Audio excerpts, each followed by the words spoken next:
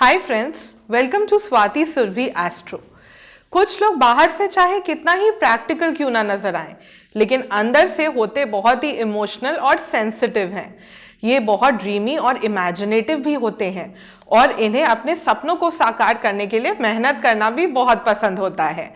जी हाँ, कुछ ऐसे ही होते हैं मीन लग्न वाले और मीन राशि वाले जातक। आज के इस वीडियो में मैं आपको बताऊंगी कि कैसा रहेगा साल 2024 मीन राशि और मीन लग्न वाले जातकों के लिए। तो पाइसेस ज़ोडिएक साइन आपको किन 4 स्थितियों में प्रभावित करता है।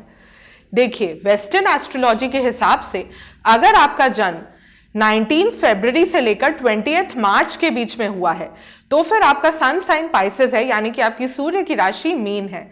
वैदिक एस्ट्रोलॉजी के हिसाब से अगर आपका जन्म 13 मार्च से लेकर 12 अप्रैल के बीच में हुआ है तो फिर आपकी सूर्य की राशि मीन है, यानी कि आपका सन साइन पाइसेस है।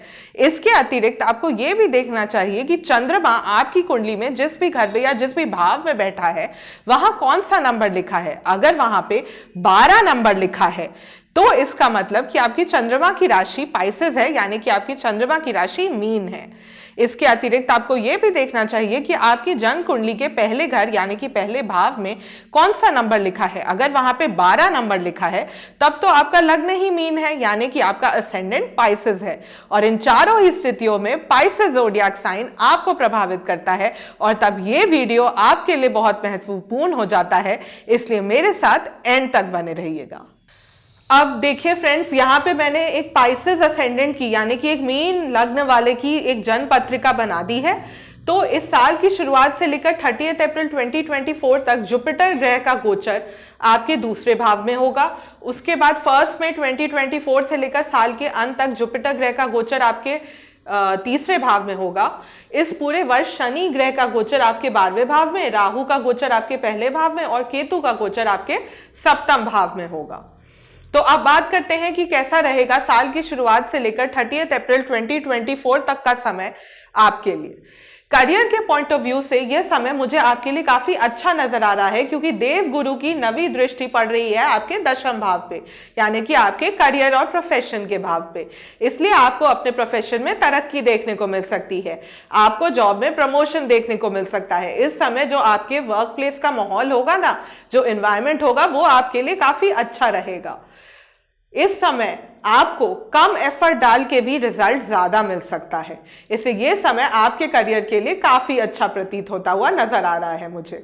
अब मैं बात करती हूं कैसा रहेगा यह समय आपकी मैरिड लाइफ के लिए। देखिए, सप्तम भाव होता है स्पाउस का भाव और यहां पे बैठे हैं केतु।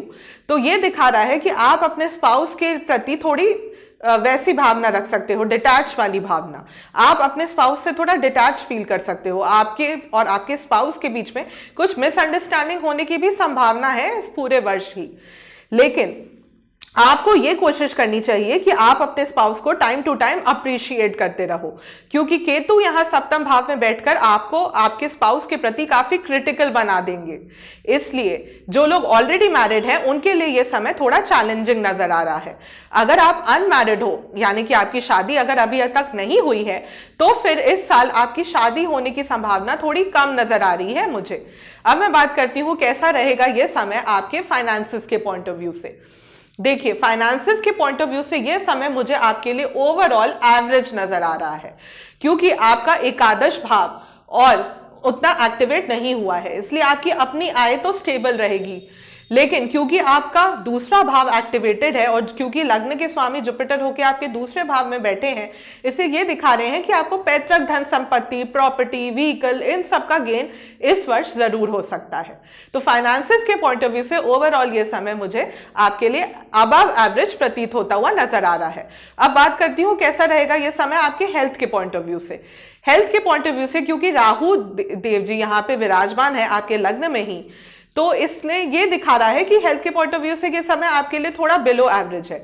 इस समय आपको hospitalisation, frequent constant health issues आ सकते हैं, आपके पैरों से संबंधित आपको दिक्कत हो सकती है, स्लीपिंग इश्यूज इस समय आपको आ सकती हैं, इंसोम्निया वगैरह की प्रॉब्लम इस समय आपको हो सकती है, मेंटल हेल्थ भी इस समय आपकी थोड़ी बहुत डिस्टर्ब रह सकती है। अब बात करती हूँ अगले समय के बारे में। अब बात करती हूँ कैसा रहेगा 1 मई 2024 से लेकर साल के अंत तक का समय आपके हर पॉइंट ऑफ व्यू से, करियर के पॉइंट ऑफ व्यू से ये समय मुझे आपके लिए एवरेज प्रतीत होता हुआ नजर आ रहा है।